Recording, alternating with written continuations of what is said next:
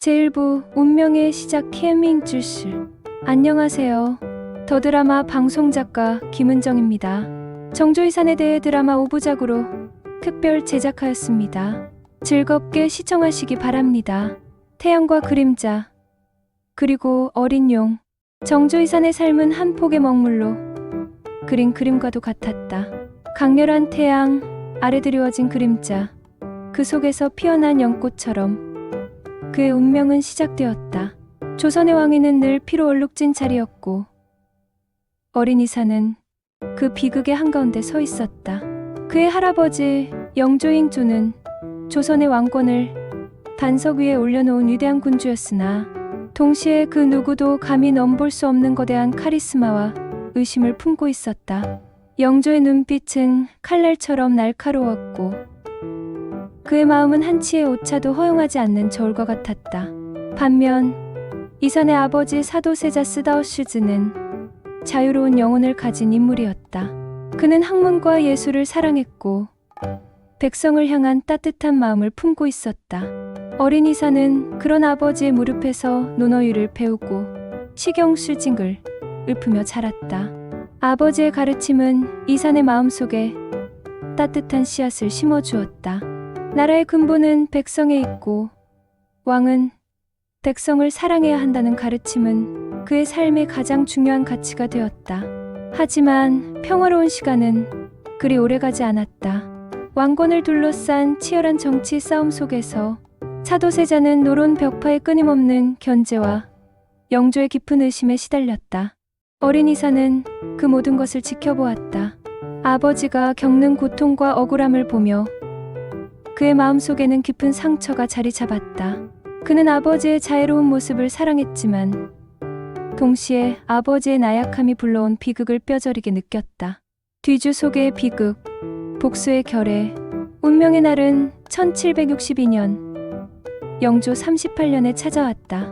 아버지 사도세자가 뒤주 속에 갇히는 비극적인 사건을 어린 이사는 목격했다. 뜨거운 한여름, 차마 눈 뜨고 볼 수 없는 참혹한 광경이었다. 아버지는 며칠 동안 물 한 모금 마시지 못한 채 뒤주 속에서 신음했고 이사는 울부짖는 아버지의 목소리를 들으며 무력하게 서 있을 수밖에 없었다. 그 비극적인 사건은 어린 이산의 마음에 지울 수 없는 상흔을 남겼다. 그의 마음속에는 복수심과 함께 다시는 이런 비극을 만들지 않겠다는 굳은 결의가 싹 텄다. 뒤주에서 아버지를 잃은 후 이사는 살아남기 위해 자신을 철저히 숨겨야 했다. 그는 아버지의 비극이 자신에게도 닥칠 수 있음을 깨달았다. 그는 영조의 엄격한 가르침을 따르는 한편 자신의 속내를 아무에게도 드러내지 않았다. 그는 웃음과 눈물을 감추고 오직 학문과 정치적 계산에 몰두했다. 겉으로는 조용하고 순종적인 세손의 모습을 보였지만 그의 내면은 복수와 왕도에 대한 뜨거운 열정으로 불타고 있었다. 이사는 영조의 눈을 피해 비밀리에 자신의 세력을 키워나갔다. 그는 노론 벽파의 동향을 면밀히 살피고 그들의 음모를 파헤치는 데 몰두했다. 이 과정에서 그는 자신의 뜻을 이해하고 함께할 젊은 인재들을 찾아 나섰다. 이들은 훗날 정조의 개혁을 함께 이끌어갈 중요한 동반자가 될 것이었다. 고독한 세손의 성장. 세손으로 책봉된 이사는 궐 안에서 철저하게 고립되었다. 사도세자를 비극으로 몰고 간 노론 벽파는 끊임없이 이산을 견제하고 감시했다. 그들은 이산의 사소한 실수조차 놓치지 않고 영조에게 고했으며 이산을 폐위시키기 위한 온갖 음모를 꾸몄다. 이산은 매일 밤 잠 못 이루는 불안과 고독 속에서 살아야 했다. 그는 믿을 사람 하나 없는 궐 안에서 오직 자신과의 싸움을 벌였다. 하지만 이사는 좌절하지 않았다. 그는 영조가 자신에게 요구하는 학문적, 정치적 역량을 뛰어넘기 위해 밤낮으로 정진했다. 그는 춘추촌초를 읽으며 대의명분을 배웠고 국어고유를 통해 외교와 정치의 지혜를 터득했다. 이사는 단순히 왕이 되는 것을 넘어 백성들을 위한 진정한 왕이 되고자 했다. 그는 자신의 아버지처럼 비극적인 운명을 반복하지 않기 위해 그리고 아버지의 억울함을 풀어주기 위해 스스로를 더욱 강하게 단련했다. 왕이 되기 위한 서막. 이사는 노론 벽파의 견제 속에서도 자신의 꿈을 구체화해 나갔다. 그는 훗날 즉위 후 왕권 강화와 학문 연구를 위해 설립할 규장각 회장가에 대한 구상을 시작했다. 또한 그는 백성들의 삶을 더 나은 방향으로 이끌기 위한 실용적인 정책들에 대해 고민했다. 그의 머릿속에는 이미 새로운 조선의 청사진이 그려지고 있었다. 그는 아버지의 비극이 단순한 정치적 암투의 결과가 아닌 낡은 사상과 체제에서 비롯된 것임을 깨달았다. 따라서 그는 낡은 관습을 깨고 새로운 질서를 세우는 것만이 조선을 구할 수 있는 유일한 길이라고 믿었다. 그의 꿈은 단순히 복수하는 것을 넘어 백성 모두가 행복하게 살 수 있는 나라를 만드는 것이었다. 일부의 마지막은 이산이 세손의 신분으로 겪는 고통과 고뇌, 그리고 왕이 되기 위한 그의 내면적 성장을 깊이 있게 다룬다. 그는 자신의 운명을 한탄하는 대신 그 운명을 개척하려 한다. 아버지의 그림자와 할아버지의 비 사이에서 어린 용은 마침내 자신만의 길을 찾아 나선다. 그의 이야기는 이제 곧 시작될 위대한 군주의 서막을 알리는 울림과 함께 끝이 난다. 이어서 제2부 고난의 왕세손을 시청하시겠습니다. 제2부 고난의 왕세손, 난줄 왕수손, 거대한 벽, 노론 벽파. 세손의 자리에 오른 이사는 기쁨보다 무거운 책임감을 느꼈다. 그는 더 이상 태종의 그림자 아래에 숨어있던 유약한 왕자가 아니었다. 아버지의 비극을 겪은 후 그의 마음속에는 복수와 함께 새로운 조선을 만들겠다는 굳은 결의가 자리 잡고 있었다. 그러나 그의 앞에는 거대한 벽이 버티고 있었다. 바로 사도세자를 비극으로 몰고 간 노론 벽파 나올론 피시였다. 그들은 영조의 신임을 바탕으로 막강한 권력을 휘두르고 있었고 사도세자의 아들인 이산을 맹렬히 견제했다. 그들에게 이산은 단순히 왕위 계승자가 아니라 자신들의 권력을 위협하는 존재였다. 노론 벽파는 이산을 폐위시키기 위해 끊임없이 음모를 꾸몄다. 그들은 이산의 사소한 실수조차 놓치지 않고 영조에게 고했으며 이산을 영모의 주모자로 몰아세우려 했다. 이산은 매일 밤 잠 못 이루는 불안과 고독 속에서 살아야 했다. 권란의 모든 눈이 자신을 감시하고 있다는 것을 알았기에 그는 행동 하나하나에 신중을 기했다.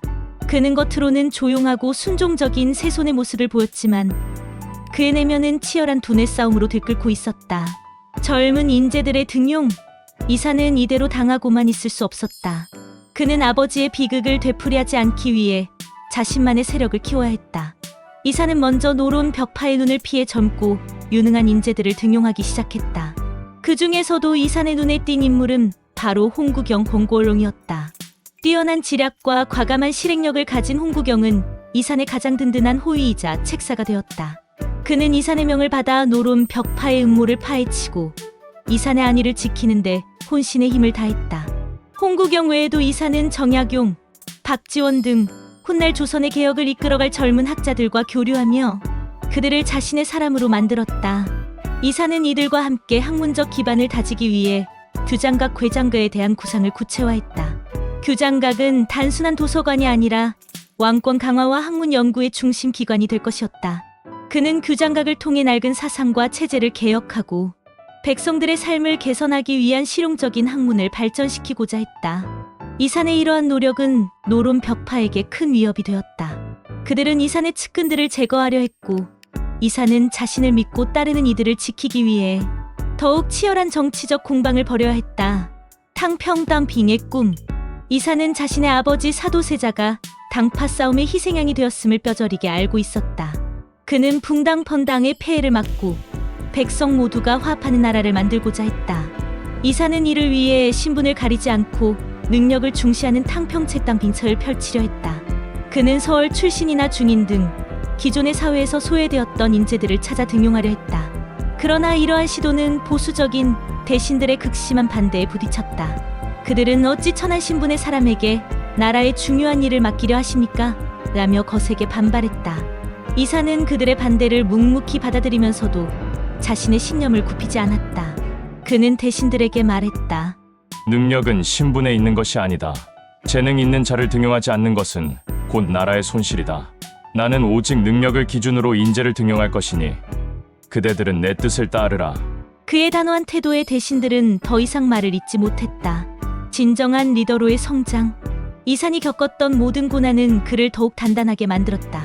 그는 단순히 왕위를 계승하는 것을 넘어 백성을 위한 진정한 리더로 성장해 나갔다. 그는 노론 벽파와의 치열한 싸움을 통해 정치적 지혜를 터득했고 백성을 사랑하는 마음으로 자신의 꿈을 구체화했다. 그는 자신의 고독을 힘으로 바꾸었고 자신의 불안을 강한 의지로 승화시켰다. 이산의 곁에는 늘 그의 꿈을 지지하고 응원하는 사람들이 있었다. 어머니 해경궁 홍씨는 이산의 든든한 버팀목이 되어 주었고 할아버지 영조는 때로는 엄격하게 때로는 따뜻하게 이산을 지켜보았다. 영조는 이산의 깊은 속내와 탁월한 재능을 알아보고 그를 진정한 후계자로 인정했다. 이산은 영조의 신뢰를 바탕으로 자신의 꿈을 향해 더욱 힘차게 나아갔다. 새로운 조선의 서망.